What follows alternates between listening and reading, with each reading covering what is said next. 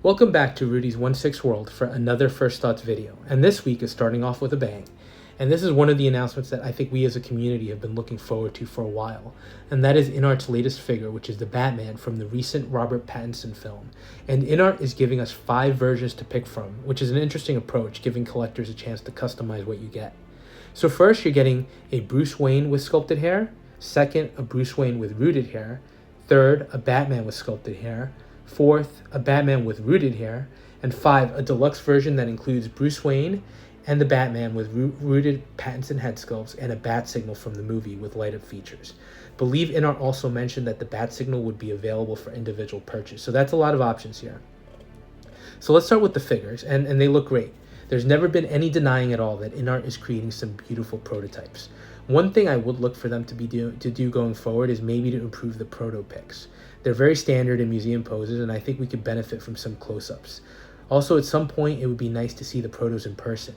I think they look great in a controlled environment with optimal lighting. So it'd be interesting to see what they look like just in not optimal circumstances. So let's look at the figures and start with the Bruce Wayne. And it looks great. I think the sculpt looks fantastic. And as for the sculpted versus rooted, they both look good. I don't like rooted at all personally. It's again just a personal preference based on past experience. But the sculpted here looks great too, which would be the option I think I'd go for. Then looking at the Batman figure, it's the same. The Batsuit looks great, body proportions are proper, and I do think the sculpt is a highlight. And he does come with movable eyes, and it looks like interchangeable faceplates, although they're not really showing them in the images. Then as far as accessories, he comes with a grappling gun with hooks, interchangeable hands, and the deluxe does come with the laptop he uses with Gordon. He also does come with a flashlight that apparently includes a light-up feature, so those two are nice elements that the Hot Toys version doesn't come with. So let's talk price point. It's InART, we gotta talk price point. The basic Bruce Wayne seems to be up for $280 USD, which is not bad. The premium Bruce Wayne at $380, basic Batman at $380, the premium Batman at $500, and the all-in set is $1,000. And we do have to compare to the Hot Toys versions here, which the base Batman comes in at $300, the deluxe is at $375, and the all-inclusive with the bat signal is at $515. So it's interesting with InART. I'm going to tell you, I think they're going to deliver on the products, and we're going to get figures that look close to the prototypes.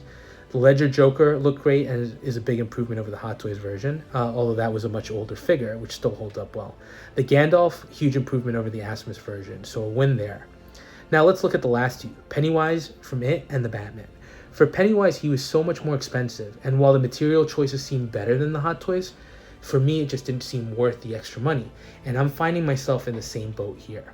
When you look at the Hot Toys version versus the InART, there's some improvements, but is it worth the extra money? The best comparison here would be the standard InART versus the base Batman. It's an $80 difference, and frankly, I just don't see that much of an improvement to warrant the added $80. Also note that the computer doesn't come with the standard, so you're getting all the Riddler cards, but that's about it. Now, the deluxe version from Hot Toys includes that great Diorama Base that's modular in nature and lets you rearrange it with LED features, and you're getting that for the same cost as the base InART Batman. So I think the Hot Toys one is giving you a lot more for your money. It also includes the flight suit, which, granted, I'm not sure many people are looking to use it, but it's an extra option. The deluxe at $1,000 is just too rich for my blood. But you could create a similar set to the Hot Toys one with the basic InART bats and the InART bat signal at $185. So you're coming in at about $565. So it's still more expensive than the Hot Toys version with less included. I'm really still curious which collector group InART is targeting here. If you're a 6-scale collector that picks up the occasional figure, this may be something worth putting that money into. If you're a 6-scale collector like myself that purchases a lot of figures, pulling this much money into a single release might limit your ability to pick up other items. So that's another concern. Note, this is just my opinion, and there's no denying that the figures look fantastic. But with InART, the cost is ultimately the determining factor here, and I just don't personally see enough of an improvement to make me jump on these. As for the Bruce Wayne figure, he looks great, and I get that they used actual cashmere for the jacket. For me, is it that critical? Not really, but I know for some people that's going to be a big selling point. I'm reminded of that line from Jurassic Park, which is they were so worried with whether or not they could that they didn't stop to think if they should. And this is great, but the question is it really worth all those little improvements? I think that's going to depend on you as a collector and what you want. I think from a quality point, like I said, I think they're going to deliver great figures. So it's really a cost decision, for me at least. If you really love the character and want the best rendition of him, this might be worth the cost for you. And I do appreciate the a la carte stance here, which is letting us pick and choose how to get this figure. Those options are really nice. Now, I haven't pre-ordered the Hot Toys version either, but after seeing this release, I think I'm going to eventually go in the direction of the Hot Toys Deluxe with the modular base. I like it, and I like that it pairs well with the bat signal as well. I think that unfortunately InART is just priced out for my range. I'll be interested in looking at the products from their original line, something that Hot Toys or other companies have not been making.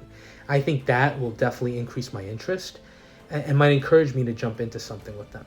For now, unfortunately, we're getting multiple options from InART, right? So they're kind of competing with themselves, and there are other figures out there from other companies at lower costs. So it's a really competitive market that they're trying to break into. So what are your thoughts on this? Do you think InART is doing the right approach here? Are they really looking to compete with Hot Toys, or I think they're looking to engage with a totally different market at this point? Let me know your thoughts, and if you're buying, tell me why, and I'm excited for you. I think it's going to be a wonderful product. Let me know, and if you're enjoying the content and if you're feeling so inclined, please go ahead and like, comment, and subscribe, and we'll touch base on the next video.